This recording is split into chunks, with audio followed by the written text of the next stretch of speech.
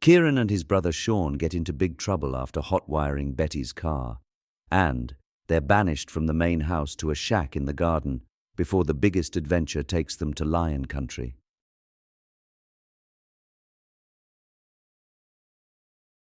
Chapter 14. Banished. By 1967, as I approached the age of 17, Ted was beginning to despair over what to do with his two remaining sons. We had no idea what Michael was up to. Rumour has it he was in London working as a Rolling Stones roadie. Or a bus conductor. News was scant. Sean had just returned from some fruitless character-building mission in the Luangwa Valley, and I had just obtained a pair of O-levels. This feat was in itself a miracle, considering the circumstances on the eve of my exams. To a certain extent, we were quite normal. Girls and fishing our main priorities. At that time, I was desperately trying to woo a girl called Glenda. Now this chick had long, straight brown hair. She was a challenge, that girl. But hell, somehow I managed to talk her into a date. In fact, I don't actually remember if we went through that asking process. We usually just bumped into a girl at the Rio Cafe or the swimming pool and took it from there. But this creature was less visible in our town. Hidden, it seemed. Her sister, Mary, somehow ended up in Sean's clutches.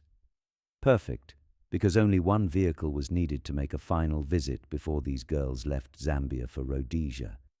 It was the night before my O-levels. Ted and Betty were out and I was supposed to be studying, but as youth demands, I had something else on my mind. Betty owned a mini station wagon, so Sean and I hot-wired it and sneaked into town to try our luck with the sisters, promising to get back before the parents did. At 3 a.m., as we zoomed down the driveway on our return, the engine burst into flames. I leaped out, thrust my right hand into the inferno, and yanked the wires out. My hand fused. We pushed the car back, trying desperately to keep quiet over the gravel drive. It didn't make any difference. Ted had been waiting in my bed and greeted us at the door. Sean tried to protect me, but I was in for a well-deserved whipping with the famous army belt. But I still had to do my exams with a severely burned right hand and sore backside. Betty took me to hospital, and they bandaged my hand in the shape of holding a pen, a writer's pose.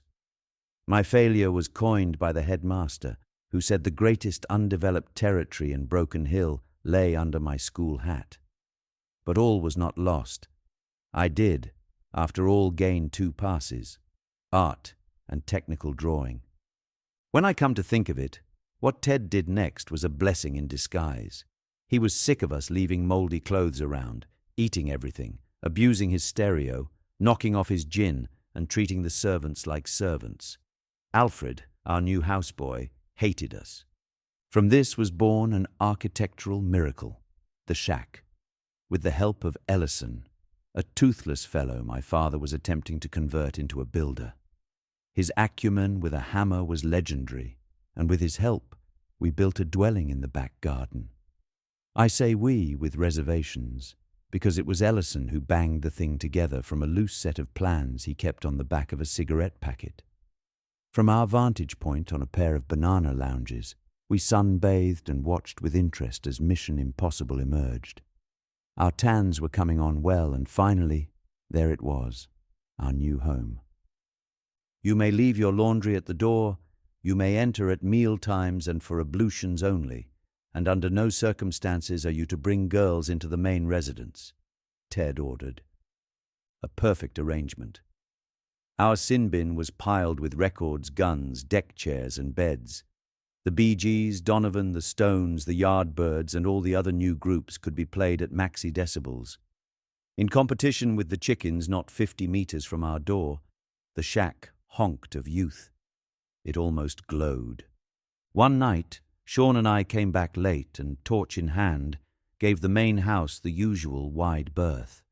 Our shack was just inside the camp fence line, and virgin bush stretched beyond for hundreds of miles. Halfway across the manicured lawns, we heard a rustle. I flashed the torch across the fence. We froze. A good 100 yards away, a pair of eyes shone like beacons. there was a wild animal in our midst. Sean rushed to the shack and retrieved his .303 rifle. I kept the beam steady as Sean raised his gun. Visions of venison and photos of proud hunters went through our minds. Boom! The eyes extinguished. There was a thud. Bullseye. Unfortunately, the fence was too high to climb, so we decided to turn in for the night and retrieve our quarry the next day. As we lay in bed, we talked of our exciting experience. A lion, maybe a kudu or even a buffalo. We could mount the horns over our beds and spread the skin across the wall, and we could make enough biltong to keep us going all winter. It was so exciting we could hardly sleep. Morning came and we raced outside in our underpants. As always, Africa rewarded us with that surreal stillness as the sun creased the hinterland. Our mouths dropped. In the 6 a.m. light of a cold morning, we gazed at a group of villagers shaking their heads as they stared down at a dead domestic cow. It was time for another manly jaunt into the wilderness. This time I was sent away to northern Luangwa Valley under the wing of Captain Smith.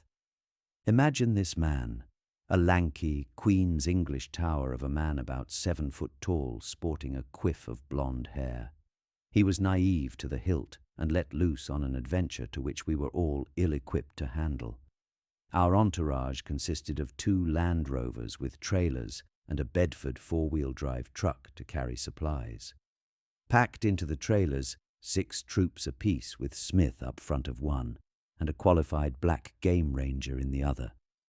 Sitting beside him was a tiny man who sat in complete silence.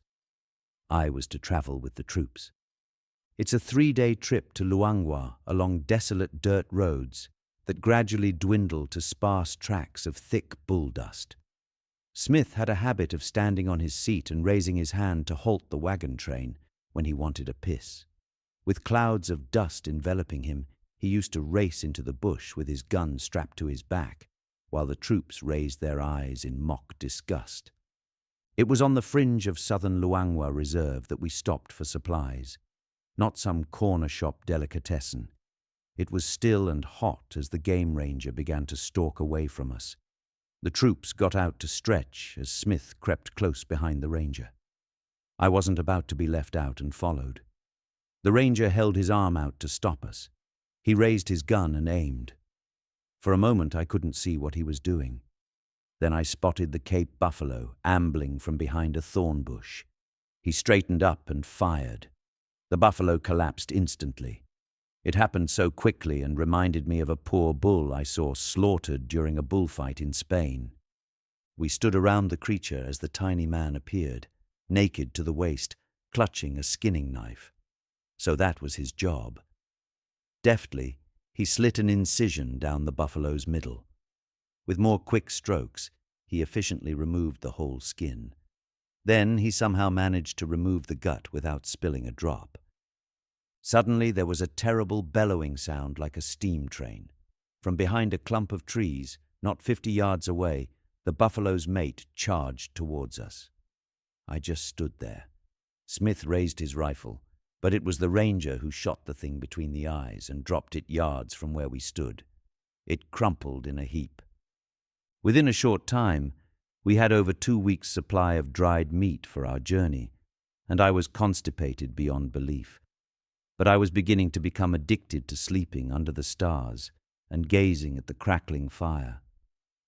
There was a bizarre danger about the place, a haunting fear that I found tantalizing. Sleeping in a hammock near the Luangwa River, listening to the grunt of hippos, watching the silhouette of a leopard daintily attempting to paw biltong as it hung drying was magical. The shuffling of who-know-what in the undergrowth conjured up special images for me, images that have stayed with me to this day. After a week's driving, we crossed into the isolated northern Luangwa. At one point, as we raced along disused track hugged by close-knit trees, our convoy suddenly stopped. I stood to look ahead. There was Smith signaling the vehicles to back up. A pride of lions stood in the middle of the road. But with trailers, it was impossible to move. "Halt, or I'll shoot!" he screamed as a huge male ambled toward us. He lifted his rifle and fired. The lion blinked and continued to come. He fired again. In total, he fired 15 times until the creature turned and ran, tail between its legs. The alarming fact was that Smith was actually trying to kill it. As we moved into more open country, we were charged by a rhino. As we tried to outrun it, it rammed the side of the Land Rover I was traveling in. If you've seen the 1966 movie Daktari, you'll get the gist of how it was. A rhino is like a tank, and to be honest, the prickles of fear I felt were nothing short of exhilarating. At last, we were near our destination. By this time there were no tracks, and we bashed our way through open bush. The plan was to reach a certain hill and camp for 1 week. It was an exercise in map reading and survival. In a valley below us was an almost dried-out river. We descended, skirting its edge to find a safe place to cross. Smith's choice was at what seemed the driest spot. Our Land Rover was first to go, and as we hit the middle, the ground opened, sucked the whole kit and caboodle in, and left only the windscreen showing. Worse, the second vehicle with Smith in control followed suit. 2 Land Rovers and 2 trailers. Gone. The Bedford was all that remained. We heaved our way out and stood staring at the complete disaster, 1,000 miles from civilization with both radios 6 feet under. Smith scratched his head. "Sir, we are in lion country," the ranger announced with a salute. "We must go to high ground and light a fire," which the troops did without delay. After hefting as many supplies from the Bedford as we could, Smith ordered the remaining truck home to get help. For 12 nights we fended off the lions and ate huge steaks of reedbuck and smoked buffalo liver until a rescue team arrived to haul the Land Rover out. That Luangwa sojourn was like a dream. It armed us with expectations of what life really should feel like. The danger, the isolation, the adrenaline born of life-threatening situations.